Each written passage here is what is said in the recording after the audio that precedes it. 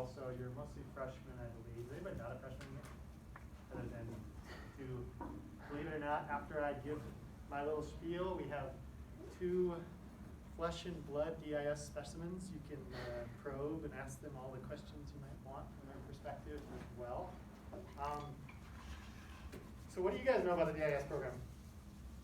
You can kind of combine 3 different majors or areas of study into one program. Absolutely. Combine 3 fields into a program of sorts. Anything else you've heard or been scared by or been inspired by or anything like You that? have this major project. Yep. Good point. It's focused on a major project. It shouldn't be daunting. It should be something that kind of pulls you and drives you into your next phase or next step, whatever it is that is you want to do. That's something I'll talk about is perhaps the biggest takeaway asset you really get relative to typical undergrad degrees. So I will talk on that. Anything else about it you want me to maybe touch on?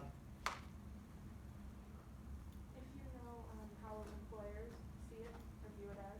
Yep, absolutely. Yeah, we can come to that towards the end, the values as well. So, just some kind of details here. I like to think of it as a sort of a forward-thinking degree. One of the things you'll realize if you work in any job that exists in this world or any degree program, graduate studies, etc., is that you're forced to learn new skills in whatever it is you do. I work as a consultant, as an environmental engineer as well, and my background as an engineer in the siloed chemical engineering program didn't really prepare me in how to lead a group of people necessarily, for example, or manage a budget, or write a proposal. And so inevitably there's interdisciplinarity in everything we do. If you end up going into medical school or law school, very often there's some form in which you want to focus your energy and your specialization. So say you want to be in political law. You want to learn some about politics, right? And you also want to learn some about communication, maybe sociology or something like that. If you want to be in environmental law, you probably should understand chemistry and soil emissions and those type of things as well. So you might combine something like that if that's what pulls you in the end. Sometimes that can be a dream job. Sometimes that can be just a niche that you're interested in, or someone who inspires you and you think, gosh, I want to be like them when I grow up, or something like that. It is sort of like the opposite of a liberal studies degree. So a liberal studies degree is intended as a kind of exploratory, I want to learn what pulls me. The DIS is when you already have something that you see, you envision, and you use the opportunity at the university to get the skills that you wouldn't otherwise get in a single program. So in that, you can design your own curriculum to focus on that. And so I like to work from a project basis down. So you think of what it is I want to achieve, and think big, and we'll talk about that a little later. And then we give you all the skills in whatever departments you need in order to meet that and to accomplish that. Okay? One of the big benefits, you have 3 academic advisors from at least 3 different fields, and that can be an incredible opportunity for things like letters of recommendation, things like connections in industry for jobs, for example. So if you're applying to a major scholarship, a Rhodes or a Gates Cambridge, like many DIS students have, Goldwaters, etc., or you're applying to grad school, it is really powerful to look at your your recommenders as somewhat of an ensemble. So that's the kind of advice in general on scholarships or anything you ever apply to, jobs. Don't ask 3 people who have the same perspective of you to write damn near the same thing about you. The more you can sort of make them work in harmony, as one person says that you're an incredible researcher, one says you're kind and compassionate, and one says you have this incredible vision of the future or something like that. Think of it as a large perspective. So that's a big value. It can be a BA or BS. Right now, about 50-50. Bachelor of Art, Bachelor of Science. It's essentially what's most valuable to you coming out of it, and it depends largely on the focal areas. Threw up the application for you as freshmen. The first time you can apply is in February. So that gives you some months, but I encourage you to get thinking about it if you are interested. You can set up a meeting with me. I'm happy to chat with you anytime, like I have with all the DIS students. Brief history. So this was created a while back. Sort of someone left it and sort of disappeared in around 2009. Then it was reinstated 4 or 5 years ago. I've been director for a year and a half now.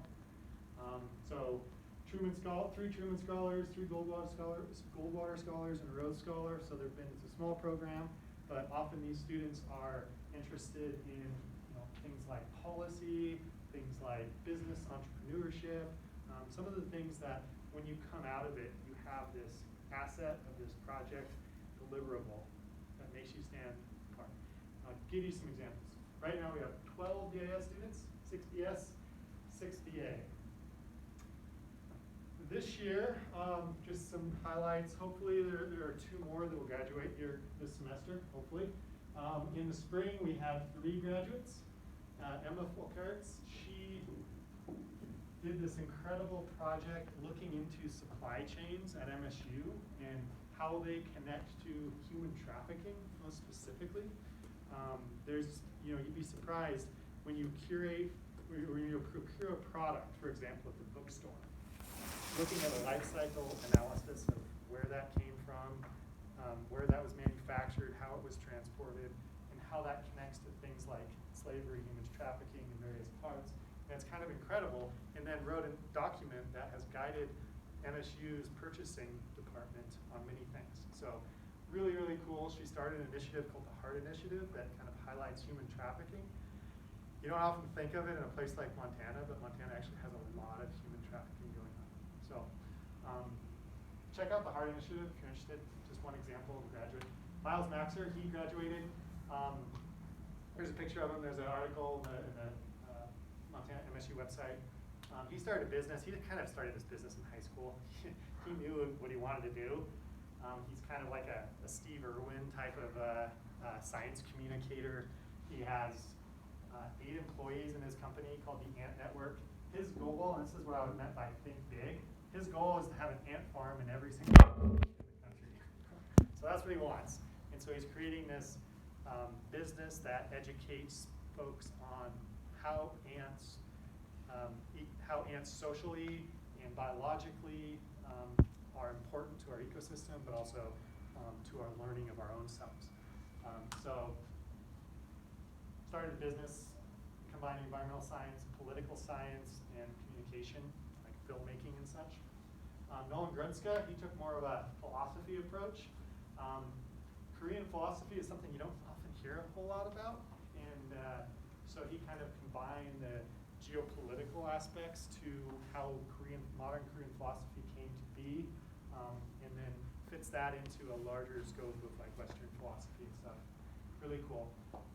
Invited 7 new DIS students this year, or welcomed in the spring. These were all freshmen, except I think Brooke was a sophomore. Really cool projects. Ian is up there. Atticus is over there. I'll tell you a little bit about the other ones first, and then maybe I'll let them tell you about what they're doing. So Kira Adamson, she's sociology, economics, and writing, combining those into a BS. What she's looking at is educational disparities, tribes and rural areas, and how access and opportunity to education is affected in places where internet and access to things like courses that some of you, if you're in Bozeman, you have all these opportunities as a high school student. You might not if you're in another area. And so she's proposing to write a paper and potentially turning it into a book describing that. Isaiah, his project scares the heck out of me, to be honest. Business marketing, psychology, and neuroscience. So imagine you walk down a hallway and something scans your brain and looks at the signals in your brain. And then up pops a marketing advertisement for chocolate, because it recognized from your brain that that's what you want. Or up pops a, your brain is telling this machine that you're extremely cold and you're fed up, and up pops a, tickets to Hawaii, $200, kind of a marketing campaign. So his idea is combining neuroscanning techniques with marketing and turning that into a business. So psychology, neuroscience, business marketing. Brooke, she is an incredible musician, and so she's writing and producing a record as her project. So these can really vary. Products, gizmos, businesses. There's a student currently putting on a Shakespeare production, all kinds of cool stuff. So she's combining music, writing, and business. One of the things that a lot of artists lack in their education is they'll learn, whether you're in art, whether you're in music, you'll learn to be an incredible artist, an incredible musician. But then you'll get screwed over in the business aspect because you don't know how to, you don't know how to stand up for yourself in the legal aspect. Dean Lee has a lot of experience with that, being this world-class cellist. And then when she started composing and producing, all the things she had to learn the hard way as a musician learning business. And she'll always say, I wish I would have taken economics, I wish I would have taken business. So she's kind of taking that approach as well. Beatrix Lever, she's combining business, finance, political science, and French into a Bachelor of Arts by looking at the kind of the social or the economic and cultural relationship of Quebec and Canada. She's Quebecois, and she wants to look at sort of a outsider's perspective of the pros, cons, and from a research, kind of a sociology and political research perspective of that. Clarissa, she is putting several displays in the Museum of the Rockies. So she is combining paleontology, organismal biology, and art. Her project is commissioned a mural about almost as big as that wall in the Museum of the Rockies of the Hell Creek Formation. So she'll, studio art to produce that. But she wants to be a science illustrator. And so she's already illustrated books. She came in from high school having this incredible resume. She has a book named after her called Dino Girl. She has a dinosaur named after her, swear to God, called Clarissasaurus. She was 12 years old on a dig, so she's going on dinosaur digs, learning about paleontology, biology, so she can do things anatomically correct in books, manuscripts, etc. And she's commissioned as a like 1 year older than you, doing these projects at the Museum of the Rockies. So that's her project. Atticus, what are you doing? So I'm combining, so my sort of big issue that I wanted to address was climate change, and then specifically how I saw all these really interesting technologies coming up in the world, and I saw them all falling flat, like solar roadways or all these different things. And I was like, this seems wrong. These are interesting technologies. They could change the world, but they're not.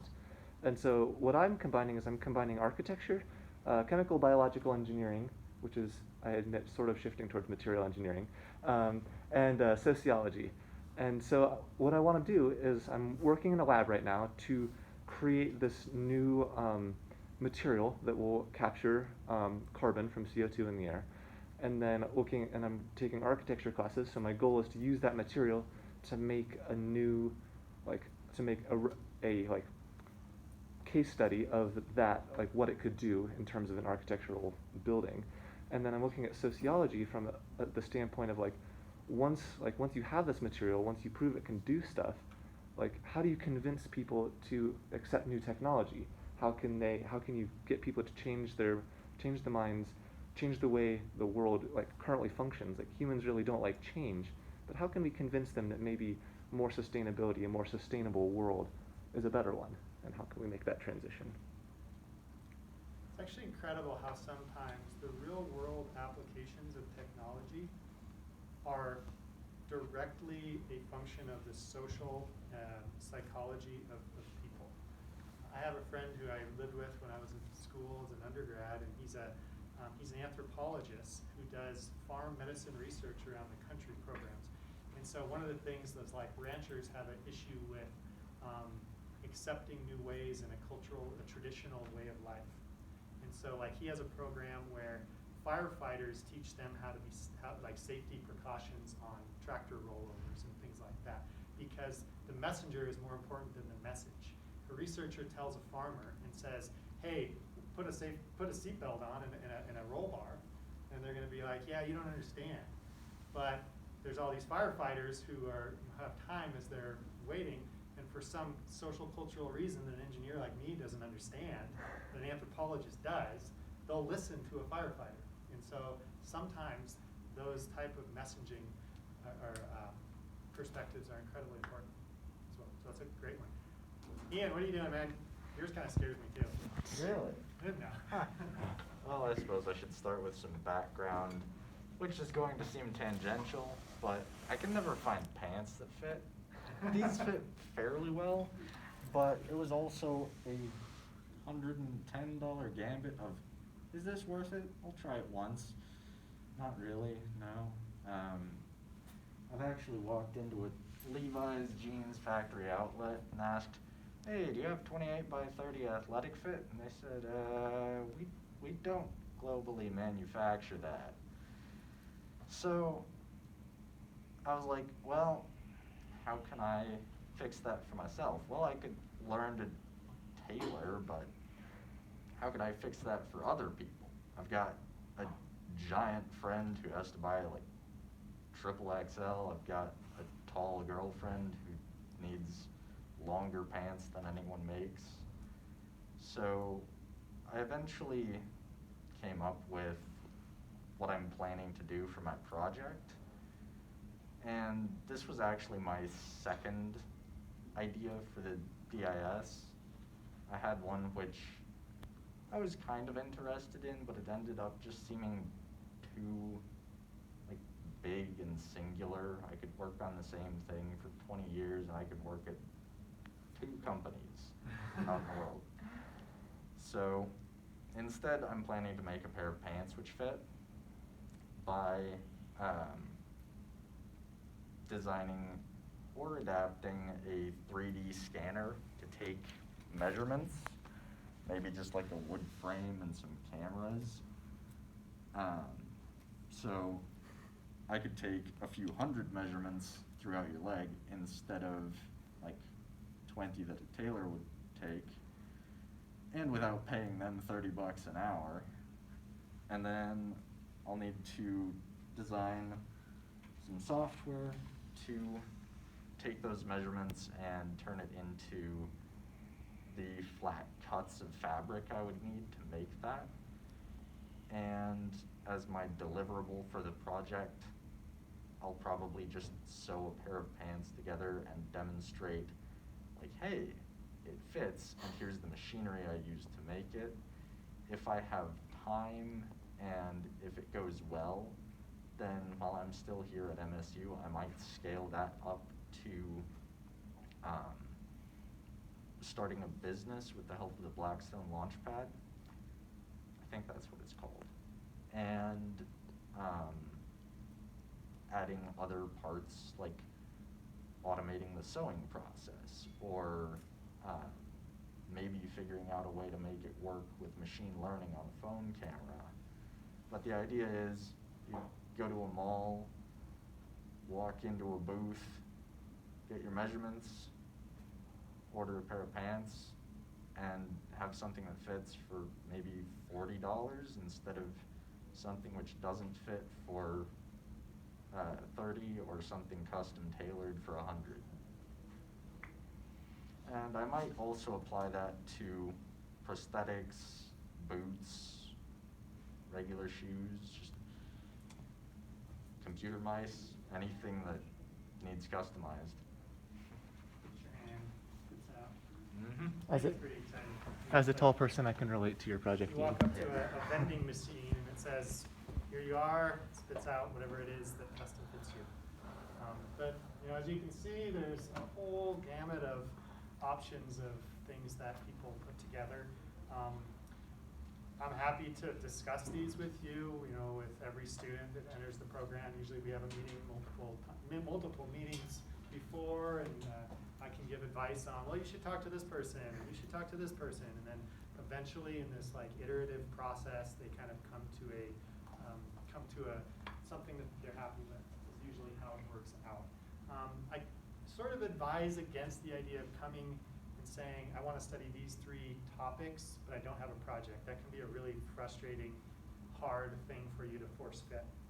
Because you might force fit a project that allows you to study these interesting fields you want to study, and then the oversight committee might look at that project and say, okay, our goal is to prepare you to do the best you can on that project. So we might actually say, you need marketing, not economics. You need materials engineering, not chemical engineering. You probably need art, graphic design, not art. And then next thing you know, the student's like, wait a second, I got into this because I wanted art and I wanted chemical engineering and I wanted, whatever it was you wanted. And so it's better if you think of it from where do I want to be, what do I want to accomplish? Some of the general program requirements here, just like any other degree, 120 total credit hours, and that includes your typical core stuff, as you would. At least 30 credits in each discipline, and with 18 upper level, 300 to 400 level. Part of the application is a kind of a course proposed worksheet where you list the courses you want. Once you're accepted into the program, the benefit is we then allow you access into these classes in departments that might not otherwise give you access. So it's a good thing. Maintaining a 3.0 GPA by the time you graduate, or by the time you apply. So you have to have a 3.0 GPA just to apply. And one of the things there is this is sort of you're kind of like your own boss. You're very independent in the way that EIS students kind of put together their curriculum, and it's good to see that you can prove that you're capable of meeting academic requirements before you kind of go out into a breadth of classes where you're in one day in an art class and the next day in an engineering class. That can be kind of a challenge, so we want to make sure you're set up to succeed. And then we've, of course, right when COVID hits, we have DIS monthly meetings, and we're still doing it. We have a meeting tomorrow, and those can be, keep us up to date. We also can bounce ideas around with each other. It's a small enough program where I find it very enjoyable because I get to kind of advise and be part of everybody's project in some little way. So for better or worse, you have to deal with me. And so that's kind of part of it. 8 credits, that's your senior design project, your senior project. So like many degrees, you have credits that are dedicated towards finishing your project. And then public presentation, whatever it is, that can be a show, that can be a talk, a research talk, totally depends on what it is. The application is a little intense, but that's sort of the point, is we want you to go through this process before you go in. I just copied it all. This is all on the MSU website, Montana Honors website.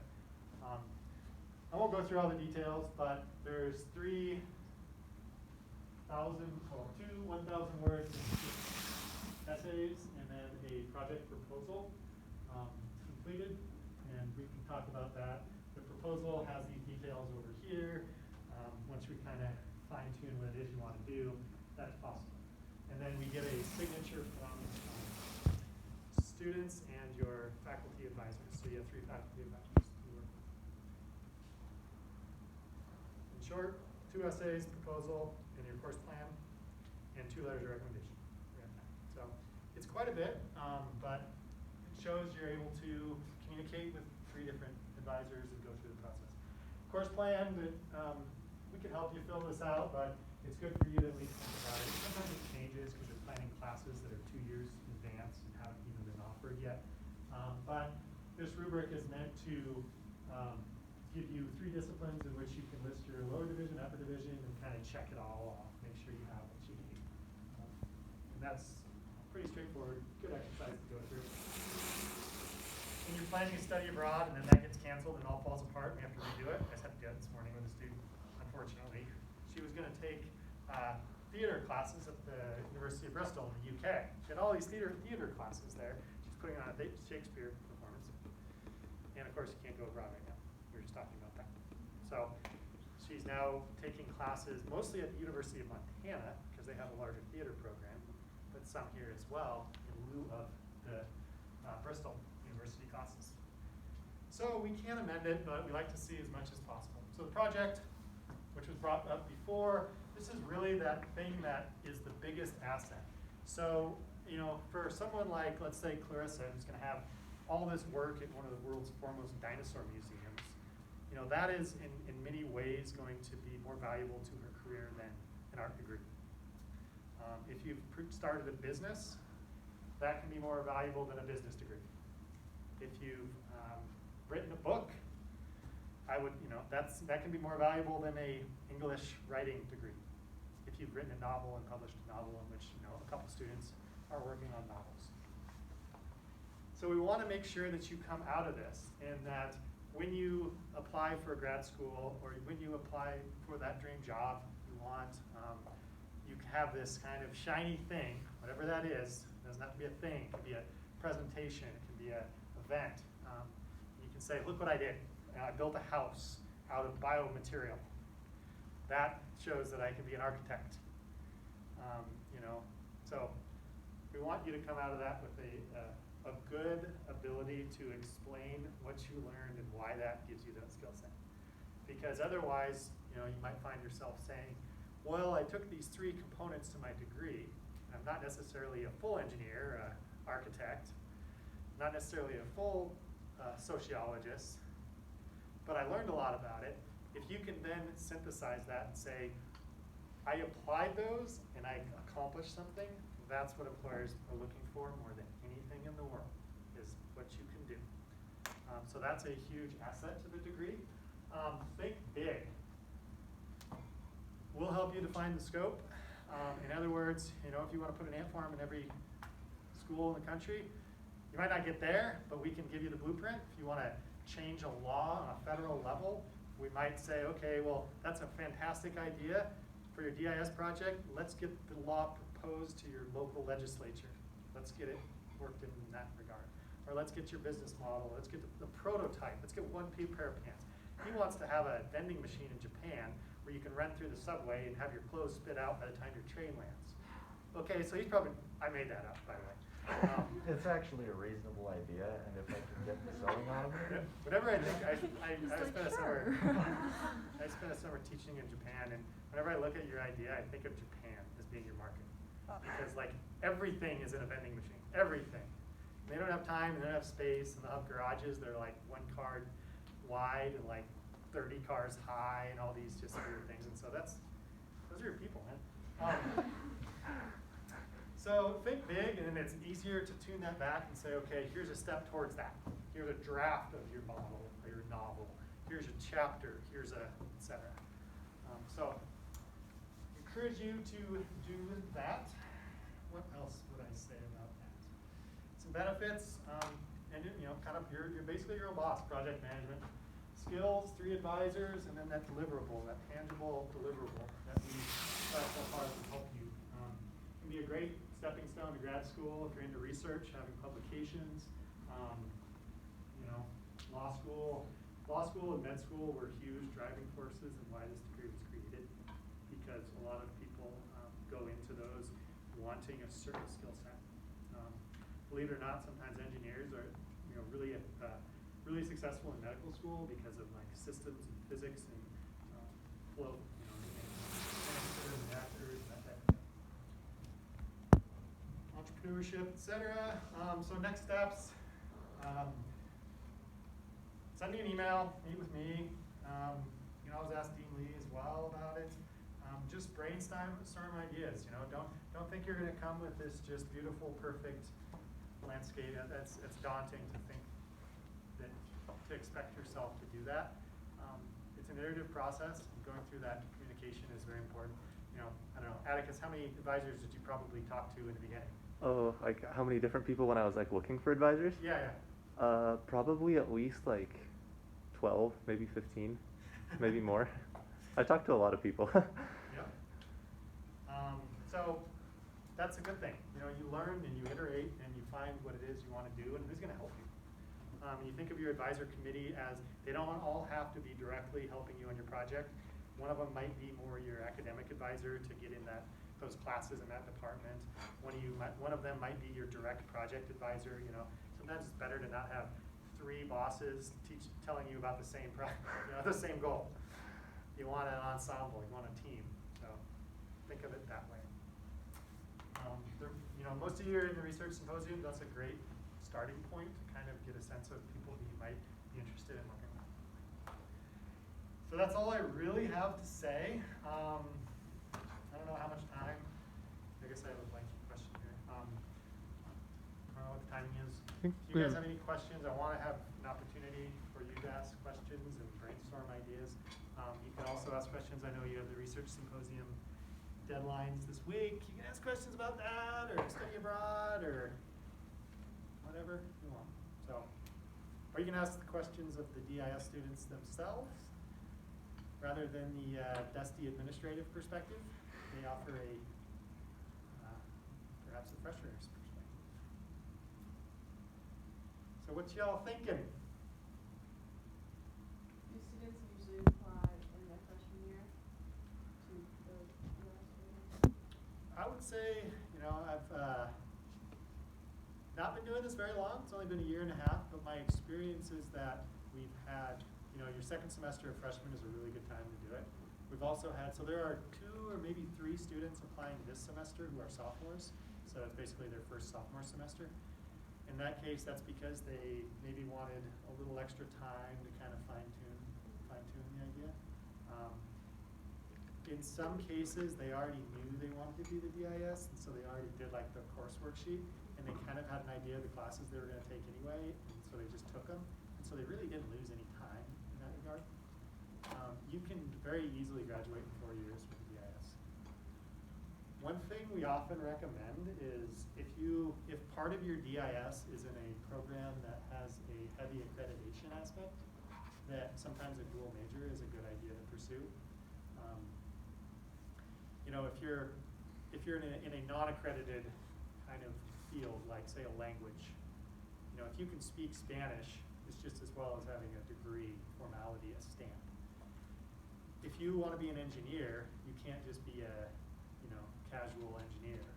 You have to have taken the FE as an EIT to apply for those jobs, for example. Or a nurse, so maybe nursing is part of it. Well, you can't just apply to nursing school because you took care of your grandma. You know what I mean? So sometimes in those, if you want to leave that option for like more of that accredited pathway, then it's okay to have a dual major and maybe have a 5th year if necessary or something like that. Some people do it in 4. Kind of crazy, but I think sanity is more important than graduating in 3 or 4 years. So they would have a dual degree with the DIS and something else as well? Yep. Because the DIS allows them to build on the extra, allows them access to the classes in departments they wouldn't otherwise have access to, and allows them time and resources for their project to go above and beyond. And I think also to speak to I don't yet know if I'm going to actually pull off doing a double major because it is a lot of work. But the nice thing about double majoring with a DIS and a different one is that because you have 30 credits from each major in your DIS plan. It's like 30 credits of each of the 3 and 30 credits of core. And those 30 credits that count for your DIS degree also count for your major. So those 30 credits count for both majors. So they're like doing double duty in that sense. Yeah. So sometimes if you're clever, you don't have that many. You might even do 1 extra semester or something like that. Minors, I don't know. I'm sort of philosophically not a huge fan of minors as a degree itself. The skills you gain in that effort of learning those is valuable, but the actual minor doesn't really allow you access to anything or accreditation in anything, and so there may be values for certain aspects if you can say you have a minor in a particular skill that an employer is looking for, but usually employers don't care about minors. Maybe do you have a question? Yeah, you had a question. How do graduate schools work with a DIS degree coming in? So do they structure a program around you to continue that in like maybe a bigger scope, or how does that work? It kind of depends. If in general, what kind of field are you mostly interested in? What field are you English literature. English literature. So my guess is that in grad school, the best route would be for you to take your project and turn that into a larger thesis type opportunity. Almost like a master's degree will give you a head start into a PhD as you jump into it. Or an undergrad research will help you as a master's. You can just apply that research in the same. You can use that work and that publication that you've done, for example. So typically, like graduate school programs don't have they're not necessarily an accreditation heavy evaluation. So they don't really care if you have a specific degree as much as if you have a skill set. And that's again where the project comes in. So if you were to do something that highlights your skills as an English major, that would show incredible power in getting into a program that you wanted, so long as that's a relevant skill set to the program you wanted. But it's, a lot of students will go into an engineering grad program and they have a biology background as an undergrad. So typically, I've worked in consulting firms in environmental engineering, and I've hired like engineers, for example,